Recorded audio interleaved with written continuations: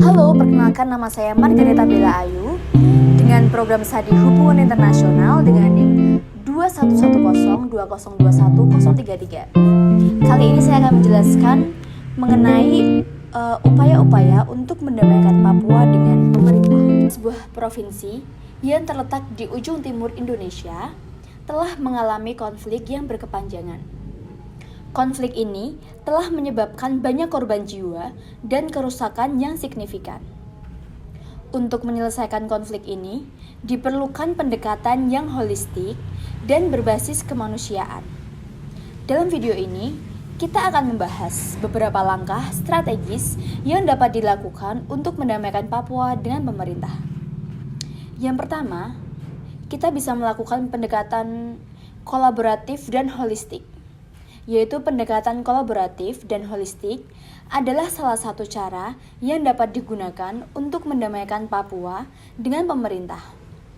Ini melibatkan kerjasama antara berbagai pihak, termasuk pemerintah daerah, masyarakat adat, tokoh masyarakat, dan pemuda.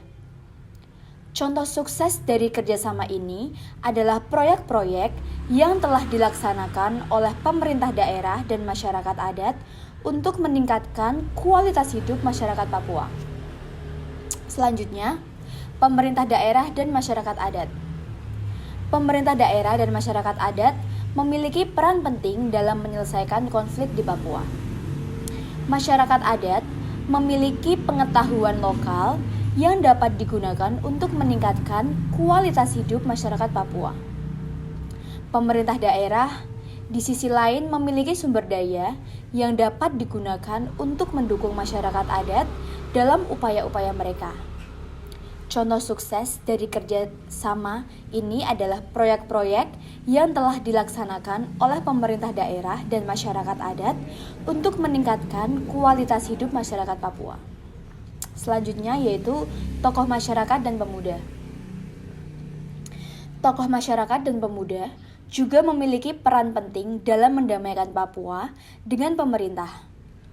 Tokoh-tokoh ini telah berkontribusi dalam proses perdamaian dengan berbagai cara, termasuk melalui dialog dan kerjasama.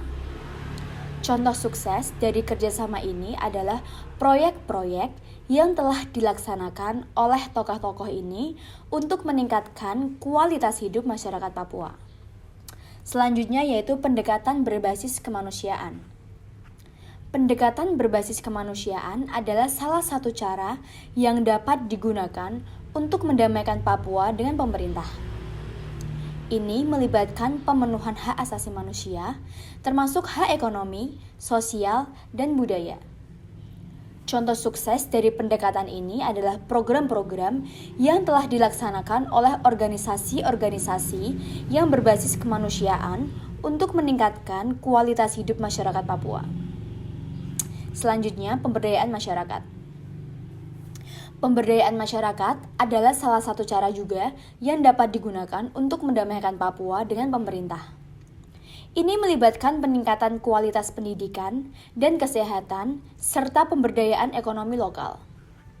Contoh sukses dari pemberdayaan masyarakat adalah program-program yang telah dilaksanakan oleh pemerintah daerah dan organisasi-organisasi nirlaba untuk meningkatkan kualitas hidup masyarakat Papua.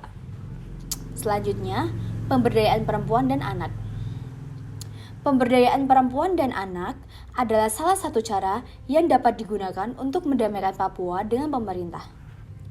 Ini melibatkan peningkatan kualitas hidup perempuan dan anak, serta perlindungan mereka dari kekerasan dan diskriminasi. Contoh sukses dari pemberdayaan perempuan dan anak adalah program-program yang telah dilaksanakan oleh organisasi-organisasi yang berbasis kemanusiaan untuk meningkatkan kualitas hidup perempuan dan anak di Papua. Selanjutnya, penanganan pasca kerusuhan.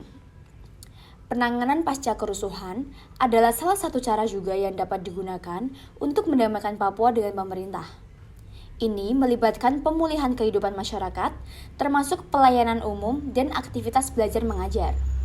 Contoh sukses dari penanganan pasca kerusuhan adalah program-program yang telah dilaksanakan oleh pemerintah daerah dan organisasi-organisasi nirlaba untuk membantu masyarakat Papua yang terdampak oleh kerusuhan. Selanjutnya yaitu langkah strategis. Langkah strategis adalah salah satu cara juga yang dapat digunakan untuk mendamaikan Papua dengan pemerintah. Ini melibatkan pernyataan perang terhadap OPM dengan target-target yang terukur serta peningkatan legitimasi dan reputasi Indonesia di Papua. Contoh sukses dari langkah strategis ini adalah program-program yang telah dilaksanakan oleh pemerintah untuk meningkatkan kualitas hidup masyarakat Papua. Selanjutnya, pemerintah juga dapat memastikan keadilan dan keberagaman di Papua dengan beberapa langkah konkret. Yang pertama yaitu pendekatan keadilan sosial, yaitu pemerintah harus mengurangi ketidakadilan sosial dengan memberikan pengakuan identitas, memperhatikan modernitas yang dipaksakan, dan meningkatkan SDM. Ini termasuk menghentikan tindakan ekstrayudisial dan mempertimbangkan konektivitas antar kampung dalam pembangunan. Yang kedua, pemberdayaan masyarakat adat. Pemerintah juga harus menghormati hak-hak masyarakat adat dan menjaga kelestarian hutan adat. Ini dapat dilakukan dengan melarang perusakan hutan adat dan memperdayakan masyarakat adat dalam pengelolaan sumber daya alam. Lalu yang ketiga ada dialog dan kebangsaan. Pemerintah harus melakukan dialog dan kebangsaan di Papua untuk memperkuat persatuan dan kesatuan bangsa. Ini dapat dilakukan dengan cara seperti dialog kebangsaan yang mengangkat tema keberagaman dan persatuan. Selanjutnya, pendekatan humanis TNI. TNI yang bertugas di Papua juga harus melakukan tindakan humanis seperti ikut bertani dan memberikan pelayanan kesehatan untuk merebut hati masyarakat Papua.